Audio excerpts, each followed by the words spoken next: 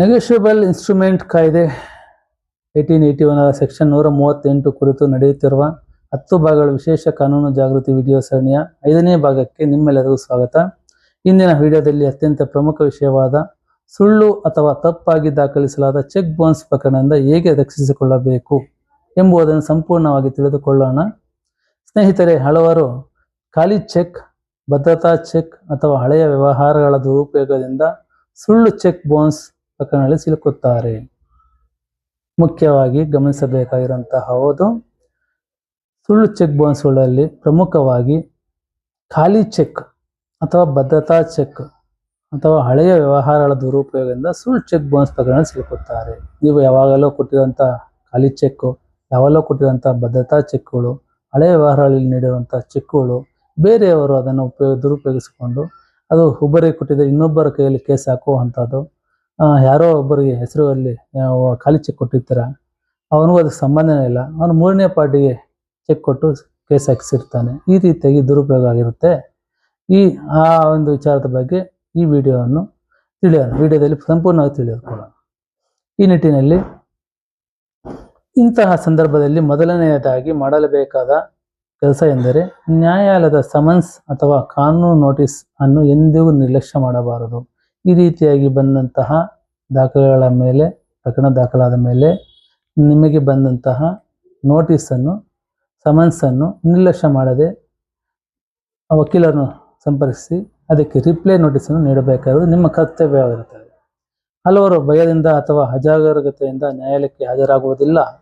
ಇದರಿಂದ ವಾರೆಂಟ್, ಜಾಮೀನು ಸಮಸ್ಯೆ ಹಾಗೂ ಗಂಭೀರ ಕಾನೂನು ತೊಂದರೆಗಳು ಉಂಟಾಗಬಹುದು.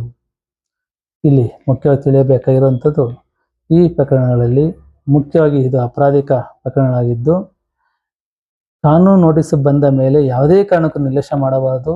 ಹಿಂದೆಯೇ ರಿಪ್ಲೈ ನೋಟಿಸ್ ಕಳಿಸಬೇಕು. ಒಂದು ವೇಳೆ ನೀವು ರಿಪ್ಲೈ ನೋಟಿಸ್ ಕೊಡದೆ, ನ್ಯಾಯಾಲಯಕ್ಕೂ ಹಾಜರಾಗದೆ, ನಿಮ್ಮ ವಕೀಲರನ್ನು ಇಟ್ಟುಕೊಳ್ಳದೆ ಅವರು ಇದು ಮಾಡಿಕೊಂಡಾಗ ನ್ಯಾಯಾಲಯದಿಂದ ವಾರೆಂಟ್ ಬರುತ್ತೆ. ನಾನ್ ಬೇಲೆಬಲ್ ವಾರೆಂಟ್ ಅಂದರೆ ನೀವು ಅದಕ್ಕೆ ನಾನ್ ಬೇಲೆಬಲ್ ವಾರೆಂಟ್ ಅಂದರೆ ನೀವು ಎಲ್ಲೇ ಇದ್ದರೂ ಕೋರ್ಟಿಗೆ ಕರೆದುಕೊಂಡು ಹೋಗುವಂತಹ ಒಂದು ಪರಿಸ್ಥಿತಿ ಉಂಟಾಗುತ್ತದೆ. ಆ ನಿಟ್ಟಿನಲ್ಲಿ ಆಗ ಪೊಲೀಸರು ಬಂದು ತಮ್ಮನ್ನು ಕರೆದುಕೊಂಡು ಹೋದಾಗ ಜಾಮೀನು ಸಮಸ್ಯೆ ಬರುತ್ತದೆ, ಜಾಮೀನು ನೀಡಬೇಕಾಗುತ್ತದೆ, ತಕ್ಷಣ ಜಾಮೀನು ಸಿಗದೇ ಆಗಬಹುದು. ಈ ರೀತಿಯ ಸಮಸ್ಯೆಗಳೆಲ್ಲ ಉಂಟಾಗುತ್ತದೆ ಹಾಗೂ ಗಂಭೀರ ಕಾನೂನು ತೊಂದರೆಗಳು ಉಂಟಾಗಬಹುದು.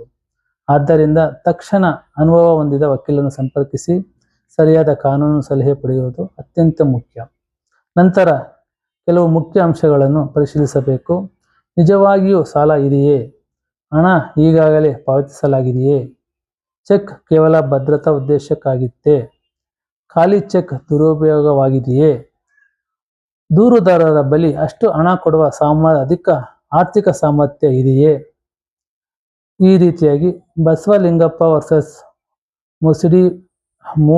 ಮೋಡಿ ಬಸಪ್ಪ ಪ್ರಕರಣದಲ್ಲಿ ಸುಪ್ರೀಂ ಕೋರ್ಟ್ ಆರೋಪಿತ ವ್ಯಕ್ತಿ ಕೇವಲ ಸಾಧ್ಯವಾದ ರಕ್ಷಣೆಯನ್ನು ತೋರಿಸಿದರೂ ಸಾಕು ಎಂದು ಹೇಳಿದೆ. ಅಂದರೆ ಆರೋಪಿತ ವ್ಯಕ್ತಿ ತನ್ನ ರಕ್ಷಣೆಯನ್ನು ಸಂಪೂರ್ಣವಾಗಿ 100ಕ್ಕೆ 100 ಸಾಬೀತುಪಡಿಸಬೇಕೆಂಬ ಅವಶ್ಯಕತೆ ಇಲ್ಲ. ದೂರುದಾರರ ಪ್ರಕರಣದ ಮೇಲೆ ಸಂಶಯ ಉಂಟು ಮಾಡಿದರೂ ಸಾಕಾಗಬಹುದು. ಕೆಲವು ಸಮಯದಲ್ಲಿ ಆರೋಪಿಗೆ ಈ ಥರ ತೊಂದರೆಯಾಗಿ ಯಾವುದೋ ಚೆಕ್ಕನ್ನು ಯಾರೋ ದುರುಪಯೋಗ ಮಾಡ್ಕೊಂಡು ಹಾಕಿರ್ತಾರೆ. ಆದರೆ ಅದಕ್ಕೆ ತಗ್ಗಟ್ಟಾಗಿ ಯಾವುದೇ ದಾಖಲೆಗಳಿರೋದಿಲ್ಲ. ಯಾವಾಗಲೋ ಚೆಕ್ ಕೊಟ್ಬಿಟ್ಟು ಮರ್ತೋಗಿರ್ತಾರೆ. ಅದನ್ನು ದುರುಪಯೋಗ ಮಾಡಿಕೊಂಡು ಚೆಕ್ ಪ್ರಕರಣ ದಾಖಲಿಸಿರುತ್ತಾರೆ. ಅದು ಬೇಕಾಗಿರೋಂಥ ದಾಖಲೆಗಳು, ಸಾಕ್ಷಿಗಳು ಹುಡ್ಕೋಕ್ಕೆ ಆಗದೇ ಇದ್ದರೂ ಸಹ ನ್ಯಾಯಾಲಯ ಹೇಳಿದೆ. ನ್ಯಾಯಾಲಯಕ್ಕೆ ಅನುಮಾನ ಬರುವಂತಹ ಒಂದು ಉದ್ದೇಶ ಅಂದರೆ ದುರುಪಯೋಗವಾಗಿದೆ ಅಂತ ಅನುಮಾನ ಬರುವಂತಹ ಆರೋಪಿತ ರಕ್ಷಣೆಯನ್ನು ತೋರಿಸಿದ್ರೆ ಸಾಕು. ನ್ಯಾಯಾಲಯಕ್ಕೆ ಡೌಟ್ಫುಲ್ ಬರಬೇಕು. ನಿಮ್ಮ ದಾಖಲೆಗಳು ಅಥವಾ ನಿಮ್ಮ ವಾದದಲ್ಲೋ ನಿಮ್ಮ ಇದರಲ್ಲೋ ಪರಿಸ್ಥಿತಿಗಳ ಬಗ್ಗೆ ಹೇಳಿದಾಗ ಇರಬಹುದು, ಇದು ಮೋಸ ಆಗಿರಬಹುದು ಎಂಬ ಊಹೆ ಕೋರ್ಟಿಗೆ ಬರಬೇಕು. ಆಗ ಮಾತ್ರ 100ಕ್ಕೆ 100 ಸಾಬೀತುಪಡಿಸಬೇಕೆಂಬ ಅವಶ್ಯಕತೆ ಇಲ್ಲ. ದೂರುದಾರರ ಪ್ರಕರಣದ ಮೇಲೆ ಸಂಶಯ ಉಂಟು ಮಾಡಿದರೆ ಸಾಕಾಗಬಹುದು ಎಂದು ರಂಗಪ್ಪ ವರ್ಸಸ್ ಶ್ರೀ ಮೋಹನ ಪ್ರಕರಣದಲ್ಲಿ ಸುಪ್ರೀಂ ಕೋರ್ಟ್ ಚೆಕ್ ಮೇಲಿನ ಸಹಿಯನ್ನು ಒಪ್ಪಿಕೊಂಡ ನಂತರ ಕಾನೂನುಬದ್ಧ ಊಹೆ ದೂರುದಾರರ ಪರವಾಗುತ್ತದೆ ಎಂದು ಹೇಳಿದರು. ಆರೋಪಿತ ವ್ಯಕ್ತಿಗೆ ಅದನ್ನು ಪ್ರಶ್ನಿಸುವ ಹಾಗೂ ತನ್ನ ರಕ್ಷಣೆಯನ್ನು ಮಂಡಿಸುವ ಹಕ್ಕು ಇದೆ ಎಂದು ಸ್ಪಷ್ಟಪಡಿಸಿದೆ. ಇದೇ ಪ್ರಕರಣದಲ್ಲೇ ಎರಡು ವಿಚಾರವಾಗಿ ತಿಳಿಸಿದೆ.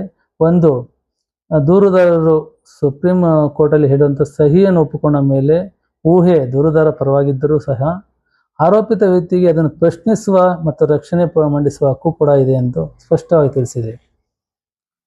ಈ ರೀತಿಯಾಗಿ ಆತ ಆರೋಪಿ ಇಲ್ಲ, ಇದು ಇದು ಏನು ಮೋಸ ಆಗಿದೆ, ಸುಳ್ಳು ಚೆಕ್ ಬೌನ್ಸ್ ಆಗಿದೆ, ಮತ್ತು ಹಳೆ ವ್ಯವಹಾರಕ್ಕೆ ಯಾವುದೋ ಬೇರೆ ಚೆಕ್ ಕೊಟ್ಟಿದ್ದಾಗ ಅದನ್ನು ದುರುಪಯೋಗ ಮಾಡಿದೆ ಅಂತ ಸಾಬೀತುಪಡಿಸಿದರೆ, ಇಲ್ಲ ಅದರ ಸಾಬೀತುಪಡಿಸುವ ಒಂದು ಡೌಟ್ಫುಲ್ ಇದು ಕೋರ್ಟಿಗೆ ಬಂದರೂ ಸಹ ಕೋರ್ಟ್ ಅದನ್ನು ನೋಡುತ್ತೆ ಮತ್ತು ಅದನ್ನೆಲ್ಲ ವೆರಿಫೈ ಮಾಡುತ್ತೆ.